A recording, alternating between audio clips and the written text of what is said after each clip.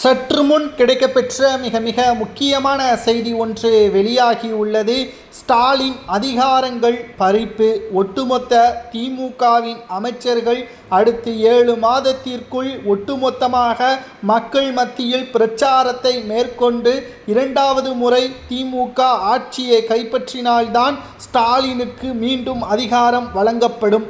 இல்லை என்றால் ஸ்டாலின் அவர்களும் அவரது அமைச்சர்களும் ராஜினாமா கடிதத்தை ஆளுநரிடம் கொடுத்துவிட்டு திமுகவின் ஆட்சியை கலைக்க வேண்டும் என்பதுதான் தற்பொழுது சமூக வலைதளங்களில் வைரலாக பரவி வருகிறது.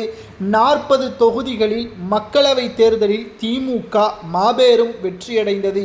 திமுகவின் கூட்டணியின் இந்த மாபெரும் வெற்றி மக்கள் மத்தியில் திமுகவிற்கு நற்பெயரை உண்டாக்கிவிட்டது என்று தெரிவித்து வந்தார் ஸ்டாலின் அவர்கள். ஆனால் உண்மை என்ன என்று நாம் பார்க்கும் பொழுது, மத்தியில் பாஜக வரவேண்டாம் என்ற முடிவில்தான் தமிழக மக்கள் இருந்தார்களே தவிர திமுக சட்டசபை தேர்தலில் வெற்றியடைந்துவிட வேண்டும் என்பதற்காக திமுகவிற்கு ஆதரவாக மக்கள் ஒன்றும் ஓட்டுக்களை செலுத்தவில்லை.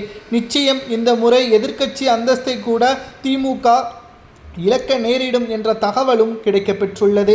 ஸ்டாலின் அதிகாரங்கள் இன்னும் 5 மாதங்களில் பறிக்கப்படும். ஏனென்றால் தேர்தலுக்கு முன்பாக 2 மாதங்களில் பல்வேறு கட்டுப்பாடுக்குள் ஸ்டாலின் அவர்களும் அமைச்சர்களும் வருவார்கள். தேர்தல் ஆணையத்தின் விதிமுறைகளை மீறினால் நிச்சயம் அதற்கான தண்டனையும் அவர்களுக்கு கிடைக்கும் என்ற தகவலையும் நம்மால் பார்க்க முடிகிறது.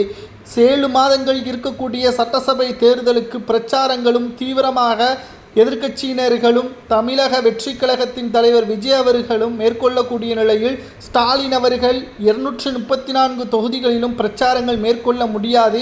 அவரது உடல்நிலையும் சரியில்லாத காரணத்தினால் உதயநிதி தான் அனைத்து தொகுதிகளிலும் பிரச்சாரங்களை மேற்கொள்வார். அவரது பேச்சு மக்களை கவன ஈர்ப்பு விதமாக அமைய வேண்டும் என்பதற்காக பல்வேறு பேச்சாளர்களிடமும் பல்வேறு வல்லுநர்களிடமும் ஆலோசனையும் வழங்கி வருகிறார். உதயநிதி அவர்கள் பெற்று வருகிறார் என்ற தகவலும் தற்பொழுது கிடைக்கப்பெற்றுள்ளது. ஆனால் ஸ்டாலின் அவர்களது அதிகாரங்கள் பறிக்கப்படுவது உறுதிதான், அவரது ஆட்சி கலைக்கப்படுவது உறுதிதான் என்ற தகவலும் தற்பொழுது கிடைக்கப்பெற்றுள்ளது. உங்களது கருத்துக்களை கூறுங்கள். திமுகவின் ஆட்சி சொன்ன வாக்குறுதிகள் முழுமையாக நிறைவேற்றிவிட்டதா? ஸ்டாலின் அவர்கள் கரூரில் நடத்திய முப்பெரும் விழாவில் நாங்கள் சொன்ன வாக்குறுதியை நிறைவேற்றிவிட்டோம் என்று கூறுவது உண்மையா பொய்யா? அவரது அதிகாரங்கள் பறிக்கப்படுவது சரியா தவறா என்பதை கமெண்ட் வாயிலாக கூறுங்கள்.